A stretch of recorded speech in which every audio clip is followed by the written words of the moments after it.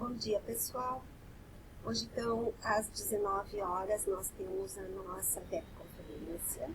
Então, vamos passar rapidinho o que falamos na última aula para a gente poder sintonizar as nossas ideias, tá?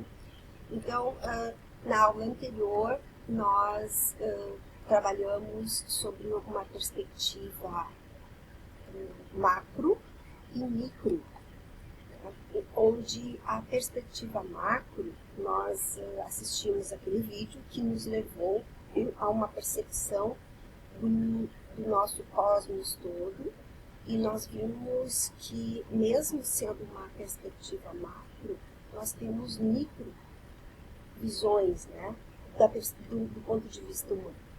E quando a gente vai para a perspectiva micro, a gente observa que é como se invertesse isso.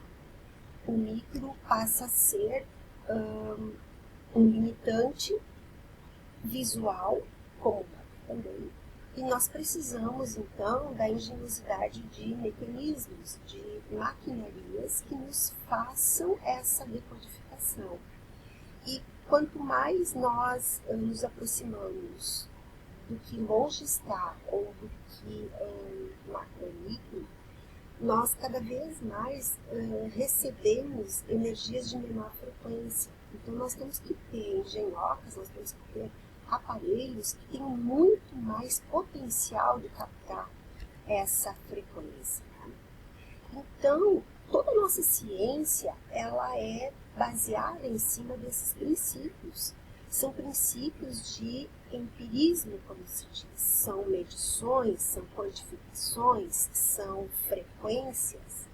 O empirismo, ele é testar, ele é o experimento.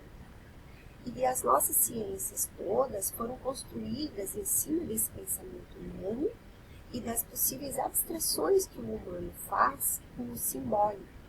E os simbólicos são desde os números, as letras que a gente usa, como também todas as representações que nós atribuímos. Um exemplo disso é, para compreender a natureza e a diversidade, nós humanos criamos a tabela periódica para explicar a diferença de comportamento de diferentes átomos. Porque nós também criamos o conceito de átomo para explicar a existência de matéria. Então, partindo, né, desse princípio, a ciência ela está sempre pautada em acertos e erros, né? Tentativa e erro, e a gente fica com o que deu certo. Para que as coisas deem certo, nós conversamos também. Quanto mais preciso, quanto mais aferido for um instrumento, mais ele vai se aproximar de uma exatidão. Então, na ciência, quanto mais nós conseguirmos os dados precisos e exatos, né? Que nós temos um exemplo, um jogador de dados, se ele simplesmente aproximar-se da verdade, ela não vai ser suficiente para ser uma comprovação científica. Se caso o atirador ele acertar o único ponto e não for o ponto correto, ele também não vai resolver a situação. Já se ele conseguir acertar a resolução do problema e for exato e preciso, nós vamos ter, então, a verdade da ciência. Nós vamos construir a nossa ciência em cima dessa repetição. Bom, para isso, então, hoje nós vamos falar na webconferência um pouco sobre uma revisão do que se entende como constituinte da matéria. Para que nós chegamos aos materiais, e os materiais sejam feitos de substâncias, e essas substâncias são feitas de elementos químicos, de moléculas que se agrupam e criam, então, o nosso material, nós precisamos entender esse mundo micro para ter o produto que está no nosso mundo macro. Então, nós vamos começar com os modelos atômicos. Vocês já devem ter estudado em química, que o modelo atômico atual é de Rutherford Bohr. ele é um modelo que considera que dentro do núcleo atômico nós temos os prótons e os nêutrons, e ao redor está o elétron. E o elétron é o que faz ele limpa, ele que faz a rede de ligação entre os elementos químicos. Nós até conseguimos dominar algumas técnicas de fusão e fissão nuclear, mas não é o caso aqui. Para que nós tenhamos as substâncias que formam os materiais que formam os produtos, quem está na interação são os elétrons, porque muitas vezes quando a gente tem uma liga metálica, nós temos vários metais, e esses metais então, eles são atraídos, eles são aproximados por essa movimentação eletrônica. Bom, sabe-se também, determinou-se, que o elétron ele é muito pequenininho e ele tem uma dupla personalidade, como se diria, né? Ele ora é partícula e ora ele é energia, né? É a dualidade que ele possui. Então, nós não conseguimos determinar exatamente a localização do elétron, porque no momento que o observador está a observar, ele muda o comportamento do que foi observado. Então, nós vamos ter o elétron, ora matéria e ora energia. No momento que nós estamos observando o percurso desse elétron, nós vamos ter ele na energia.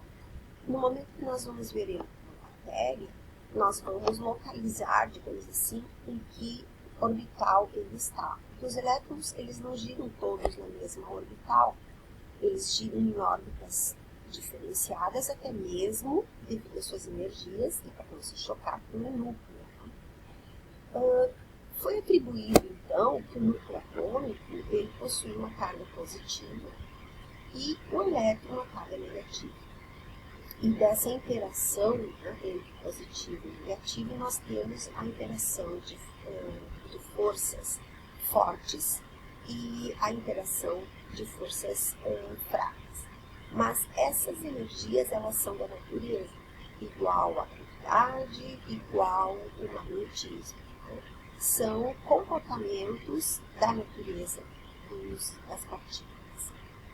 Bom, para isso, então, precisou-se avançar um pouco mais. No momento que se determinou que algumas convenções fossem realizadas, a comunidade científica precisava unificar a sua linguagem.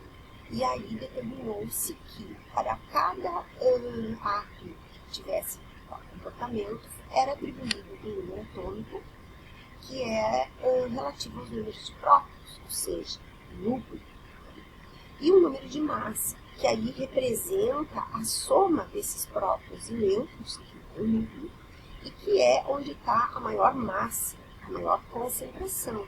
Como antes eu disse que o elétron era pequenininho, ele tem dupla ação, ou partícula ou energia, então ele não tem uma massa constante. Então quem tem a massa constante é o núcleo.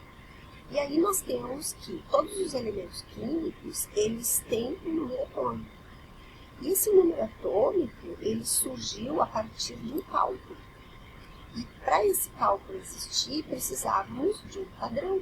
Como nós temos o padrão de método, de química, precisou-se um padrão para uma unidade extremamente pequena, para um mundo microscópico. Então, pegou-se o elemento químico, o carbono 12, que é bastante abundante, bastante estável, e dividiu-se matematicamente em 12 partes iguais. E atribuiu-se que uma dessas partes, 1/12, fosse uma unidade de massa atômica. Então, todos os elementos químicos possuem uma unidade de massa atômica que é medida com esta constante do carbono. Tá? Bom, esses elementos químicos, então, formam a tabela periódica, que nós vamos falar no outro momento, e a tabela periódica ela é organizada de forma a nos dar muitas informações. por isso que nós vamos ter uma aula só a respeito disso.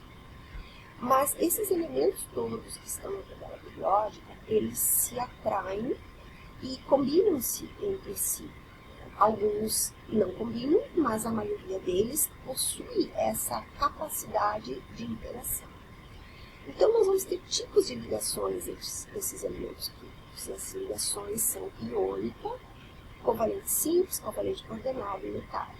Bom, a ligação que se chama de iônica, ela já diz o nome, íons. E os íons, eles têm a ver com cargas positivas, que são os cátions, e negativas, que são os ânions.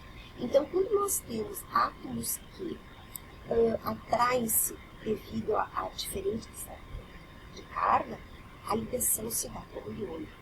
Isso ocorre nos elementos das famílias 1, 2 e 13A e nos elementos da família 17, 16, 15, né, da tabela periódica. Então, nós temos uma diferença onde um elemento químico ele tem elétrons nessa última camada que é possível ceder para o elétron para a órbita do elemento químico que precisa receber. Já a ligação covalente, ela tem uma outra característica. Ela se dá entre elementos químicos de mesma carga. Então, geralmente, os dois elementos precisam de elétrons, né? Eles são das famílias 14, 15, 16, 17. Eles precisam desses elétrons, porque eles estão incompletos na sua última orbital. Então, eles compartilham entre si. Eles fazem um jogo de compartilhamento, onde ninguém doa e ninguém recebe. Simplesmente, eles se aproximam e giram nas órbitas em conjunto. Existe a chamada ligação covalente coordenada, que ela é especial. Ela precisou ser criada para explicar a existência de algumas moléculas, como no caso aqui nós temos, né, o SO3. O que significa o S? O enxofre, ele possui 6 elétrons e o oxigênio também possui 6 elétrons. Então, eles fazem uma ligação, né, do tipo covalente aqui, mas mesmo assim há oxigênios ligados no enxofre e a explicação então seria que esse enxofre uma coordenação, ele cederia ora para esse oxigênio 2 elétrons e ora é dele, né? Então, eles orbitam esses elétrons todos na mesma frequência para que possam atrair esses elementos químicos. Bom, essa ligação, então, ela é bem específica e explica alguns fenômenos. A ligação metálica, ela se dá, então, entre os metais. Eles estão classificados no grupo B, periódica, e como metais eles têm a carga positiva, ainda não está claramente, a teoria ainda está pendente, né? Nós temos duas teorias que predominam.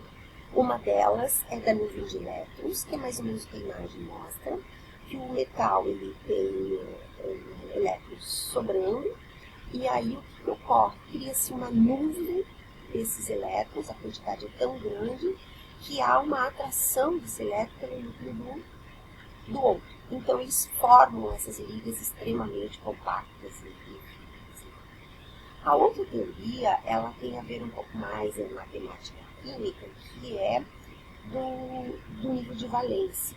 Tá? Nós até vamos ter a oportunidade de falar disso, porque nas órbitas tem uma quantidade X de elétrons para girar. Então, quando os metais se aproximam, eles têm uma incompletude e acabam de ser um para o outro. Bom, o tempo desse vídeo, né, ele é curtinho, é 15 minutos, então nós vamos parar aqui, né, lembrando então que nós falamos sobre como é o átomo e como faz as ligações. E no próximo nós vamos falar então do que se fala a respeito das forças intermoleculares, que já que nós temos moléculas, os átomos se uniram, agora nós vamos ter que juntar essas moléculas para formar substâncias e essas substâncias formarem matéria.